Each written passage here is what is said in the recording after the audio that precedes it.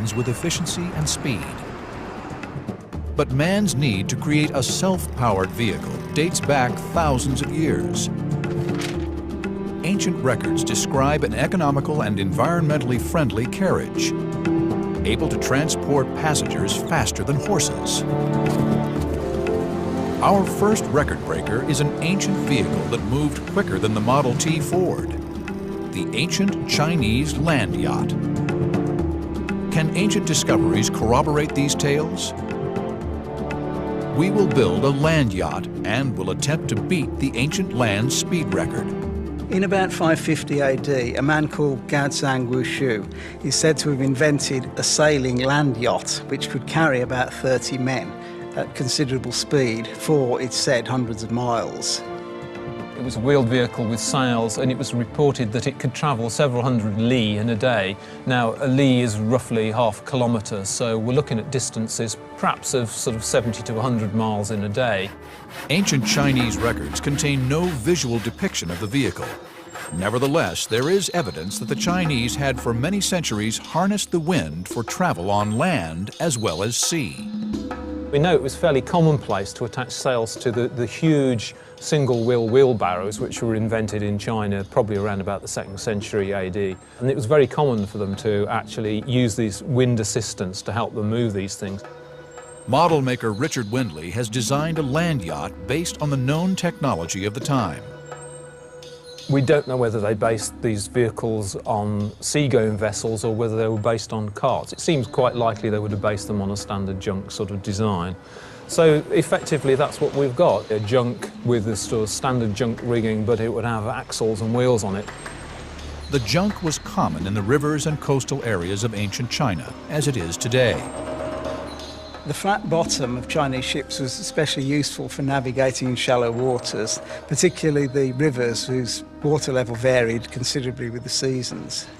The typical hull shape which is associated with the Chinese junk would obviously be the ideal shape for translation into a land yacht.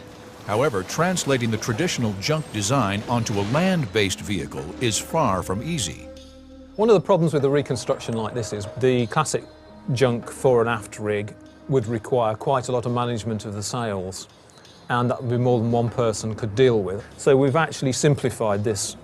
We're giving it one sail, one mast. We're not all that sure how the junk rig is going to work in terms of efficiency. Before making the sail, the performance of Richard's proposed rigging is tested using a 9th scale model prototype.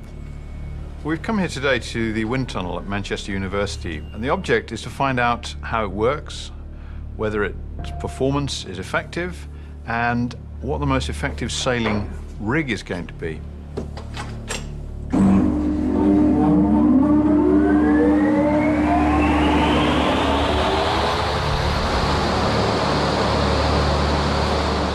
Okay, Andrew, we've got a lot of numbers on the screen, but I think some of these are more important than the others.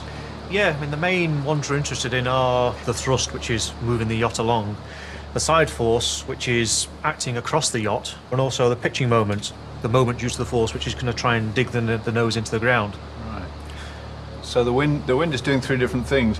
What we're looking at is trying to find an optimum sail setting where we get the maximum forward movement, Yeah.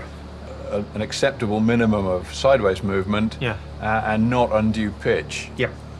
Because obviously if it's pitching on its nose, it won't steer. The thing is, if the side force grows too much, then you end up blowing the yacht onto its side, so that's something you need to be careful of. The experts reset the position and the angle of the mast and sail several times to discover the best rigging for optimum performance.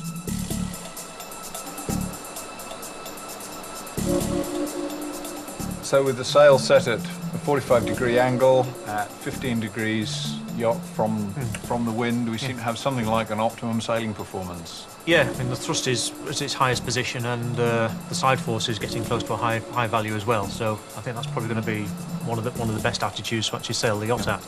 With confidence in the design's effectiveness, work is begun on the full-scale sail.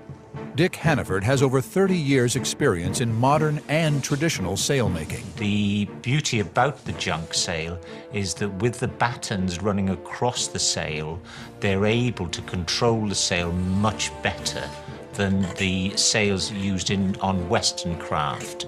and you can reduce or increase the size like you can a Venetian blind.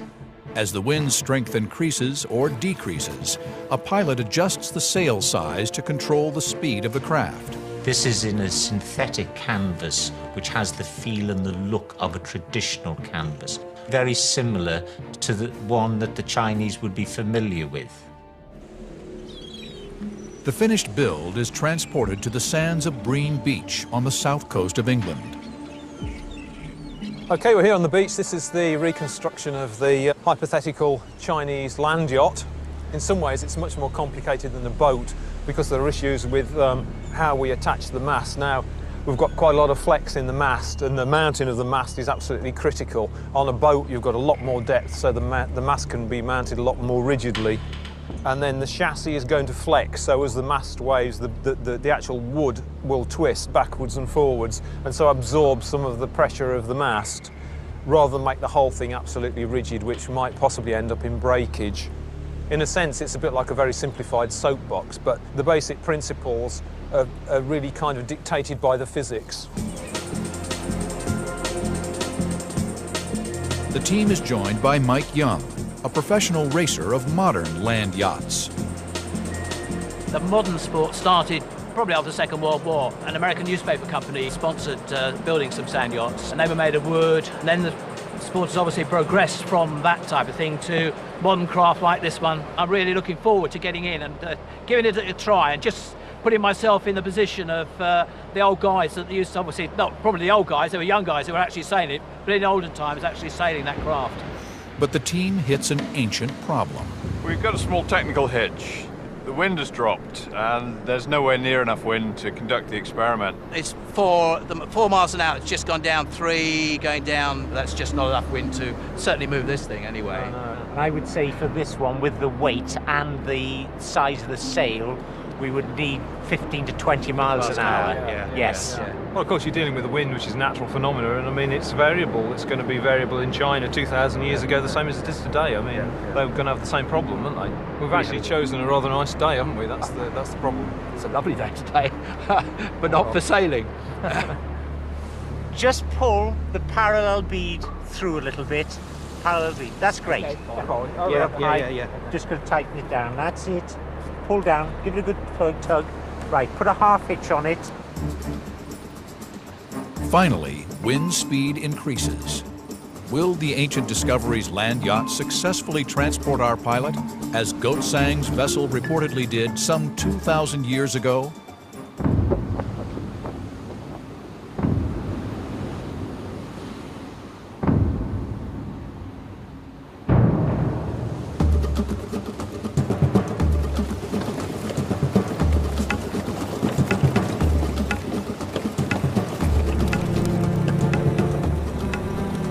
It works.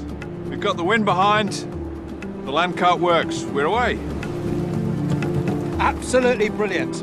It's going, which is tremendous. The land yacht could reach a speed of 40 miles per hour, faster than a horse. It would have taken the ancient land speed record. Steering-wise, it's very cumbersome, and I haven't got quite a turning circle, as I have certainly in mine. But the steering's fine. I mean, it will steer around corners and steer around things. What we've discovered today is that a wind-powered land craft using ancient technology is perfectly feasible. As a form of transport, yes. In olden days, yeah, absolutely no problem at all. And free. In the 6th century, Chinese engineers, using wind for fuel, created an effective self-powered vehicle over 1,000 years before the advent of modern automobiles. There's more than enough power in the wind to drive a wheeled vehicle along at a reasonable speed over quite long distances. The successful trial of Ancient Discovery's sail cart has confirmed that by adapting the technology of the time to the natural environment, the Chinese could have indeed achieved the world's first self-powered land vehicle. I'm so pleased it actually got going. Some innovations, like the land yacht, are still in use in recognizable form today. Others reached a dead end when no further development was possible. From Africa, Ancient Discoveries has unearthed a device that was so deadly it was deliberately suppressed. The secret of why this was the deadliest knife in history is our next ancient discovery. For centuries, the lethal power of this bizarre African weapon has lain dormant in its elaborate blades.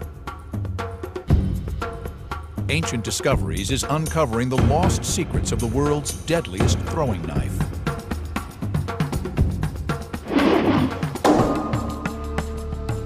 Over 500 years ago, a tribe called the Kuba Bushong were known as the most ruthless and terrifying warriors of the southern Congo. According to legend, they were armed with a strange and terrifying weapon, the shongu. The ruling clan of the Kuba people are called the Bushong, which means the people of the lightning, or the people of the shongo, the throwing knife. Records of throwing knives in Africa are sparse. Evidence relies on oral history. What remains a mystery is the fact that most of these objects that we know of today as throwing knives, only relatively few of them have been documented as being thrown, and even fewer still have been actually documented as weapons of war. Chris Spring is one of the world's leading experts on African throwing knives. The reasons for their use are still kind of shrouded in mystery in many ways. Some we know a bit about, some we know were thrown in particular ritual kind of combats. The vast majority, though, we don't know exactly what their real significance, what their real function is. Evidence for the shongu comes from the explorer Emile Tordé, who traveled deep into the Congo to meet the Kuba king at the beginning of the 20th century. Tordé only heard the weapon described. He never saw it in action. To test the performance of this strange weapon, Ancient Discoveries expert and blacksmith Adrian Legg has forged a replica shongu. The shongu wasn't actually too bad to make. It was made out of a piece of sheet and actually cut out, and then it was work hardened, which is a method by which you actually hammer the material, and that was the way they would have actually toughened it up. Knives like the shongu were a tribal status symbol and would have been beautifully decorated. These objects would have been extremely personal. I think they would have been decorated by the individuals, probably with tribal markings. Over a foot in diameter, with 5 points and 10 blades forged out of hardened steel, it certainly looks lethal. To find out how much damage the shongu could cause, Ancient Discoveries has enlisted the help of expert knife thrower John Taylor.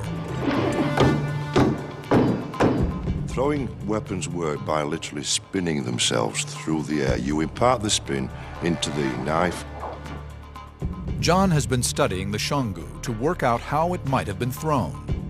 My first thought was you actually throw it and then bring it back. However, I soon realized that the spike at the side would hit you in the back, so I suspect this was thrown that way. The shongu's perfectly balanced aerodynamic shape means that John is able to hit the target with great accuracy.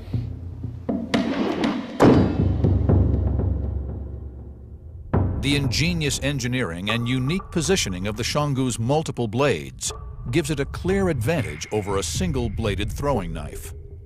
Shongu is in effect three